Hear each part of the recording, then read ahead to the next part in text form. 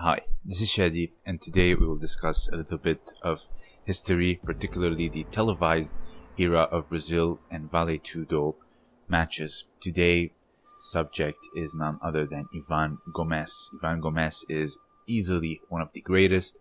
I've mentioned him a few times before, particularly in the heel hook investigation. Where does it come from?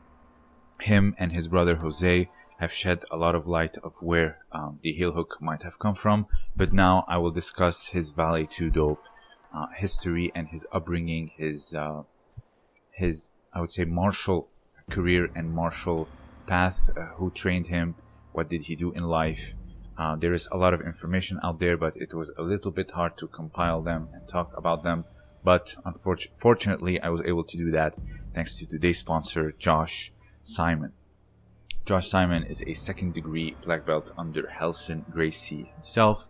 I've talked about him multiple times. He is currently teaching at Gracie, Ohio, and he has his own shop and a passion for history. You might find a lot of cool things on his website, like articles, well-written, easily digestible, but very much detailed, and also t-shirts with the illustration of the first part of the 20th century, like Vale Tudo, Geo Omori, Jacinto Ferro, and many others of these great masters.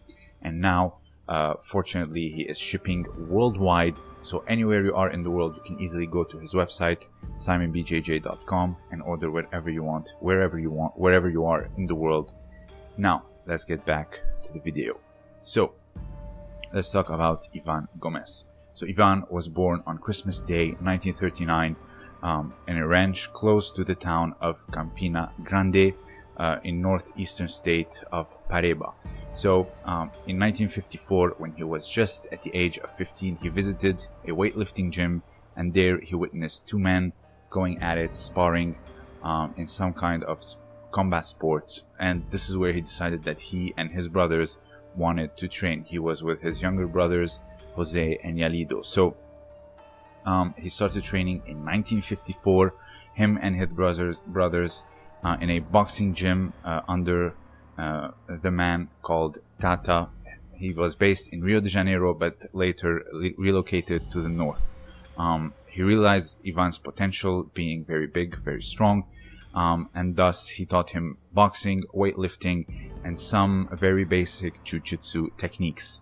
In 1957, the Gomes brothers started to train legitimate jiu-jitsu under none other than Takeo Yano, and also George Gracie's disciple Osmar Muzinho de Oliveira, also known as Bilson. So a year later, in 1958, Ivan wanted to pursue Vale Tudo and expressed general interest to develop his skill set, and he sought out Jose Maria Freire, also called Zé Maria, who was a former student of Nilo Veloso, who was a former student of George Gracie, so the George Gracie lineage.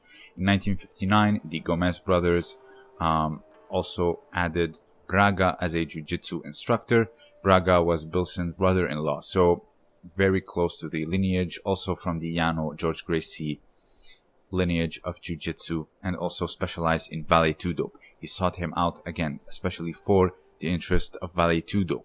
In 1960, after 6 years of training, Braga gave Ivan Gomes his black belt, and he had reportedly 40 local boxing and jiu-jitsu matches in that area, all undefeated. So he was 21 years old at the time, and was invited to relocate to Recife to take his career to the next level, because in Campina Grande there was not much to do, and also the population was around 100,000, while Recife was a major city with around 1 million residents. So this was the perfect place for him to take his career to the next level and also get a bigger paycheck. So he began to bulk up and have a broad body frame, and that helped him later on during his matches. He was around 5'11" and 200 pounds during his prime in Vale Tudo, between 200 and 225 pounds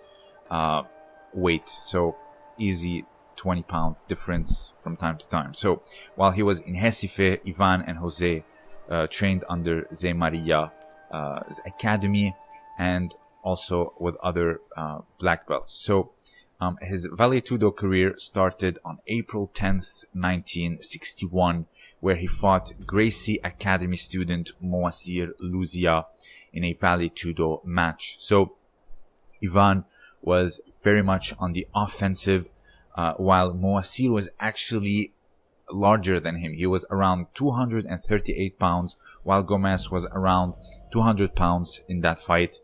Gomes landed 2 headbutts, which really put Luzia in a very bad spot, forcing him to become very defensive, but he survived the match and the match was ruled a draw.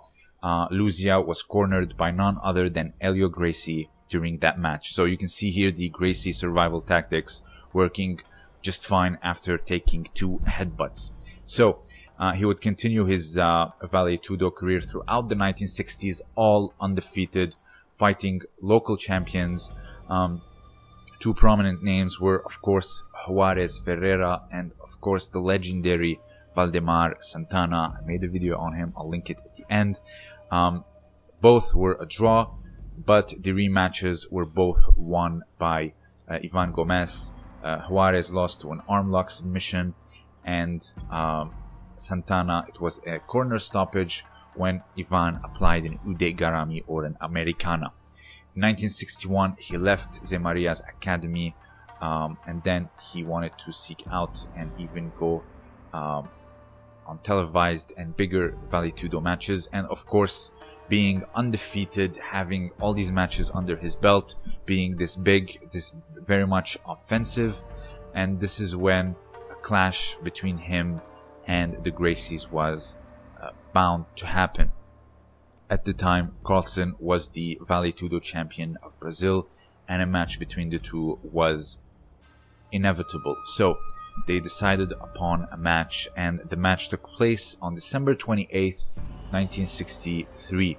Ivan was just 24 at 199 pounds, while Carlsen was 32 and weighed 168 pounds. So clearly Ivan was the bigger guy, the younger guy, but Carlsen had the experience. The fight happened in Recife, and it was scheduled for 3 rounds of 10 minutes each. And Ivan, again, very much aggressive, very much on the offensive, forcing Carlsen to be very defensive. He took Carlsen down a total of 6 times, while Carlsen managed to take him down 0 times. The match ended in a draw. Carlsen was very much forced to survive. Again, the Gracie survival tactics being shown here, pushing the match to a draw. As Hiron and Henner say, if you cannot lose, then you can only win.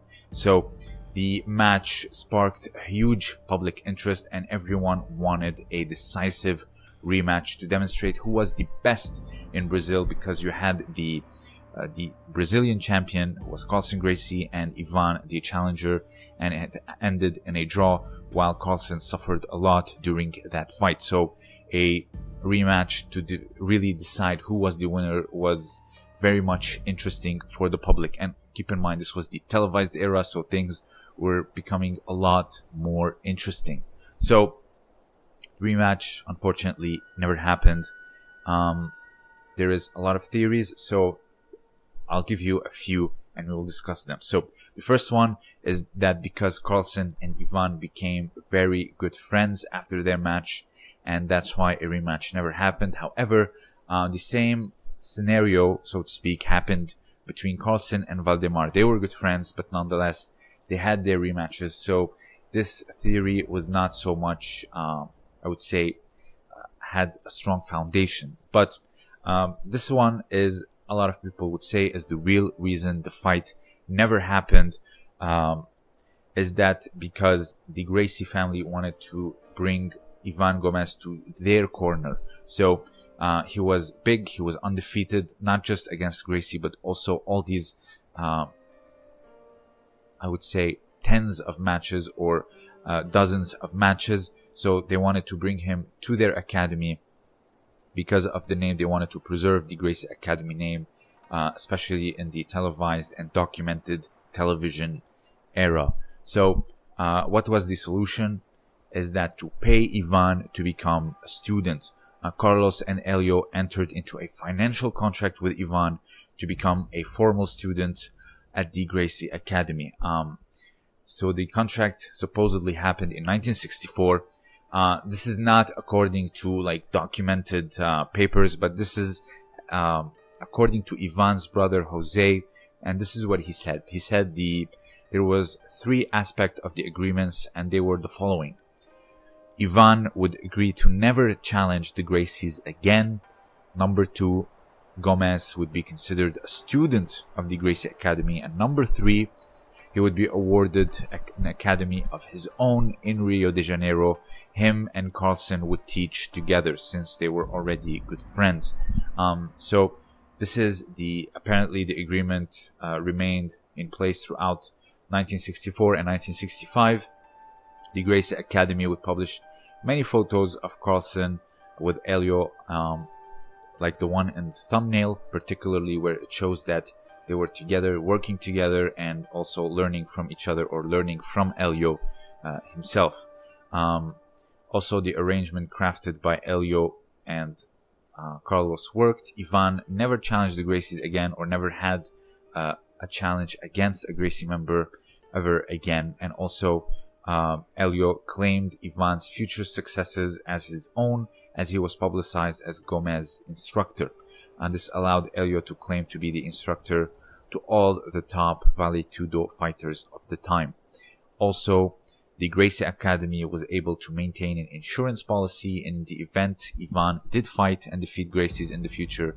Carlos and Elio could claim it and still be a victory of their jiu-jitsu. So it was kind of like a home match, would be kind of like when you have, the Nippon team would fight against each other, like Maruyama and Abe, so to speak. So he would later on fight Vale Tudo matches up until the early 70s, again winning and drawing, never undefeated. Later on he would go into pro wrestling, challenging people like Willem Ruska. By the way, for those of you who don't know, Willem Ruska is the only judoka to win 2 gold medals in the Olympics in one single Olympic game. That was in the open weight and his own category. So if you have anything else to add, this is clearly a very interesting character, undefeated in one of the most amazing and most brutal fights, which is the Vale Tudo format. So if you have anything else to add, let me know down below. Also, please check out Josh Simon's shop and articles on his website. The link will be in the description below. Also, consider supporting me on Patreon for exclusive content only. This was Shadi, and as always, thank you for listening.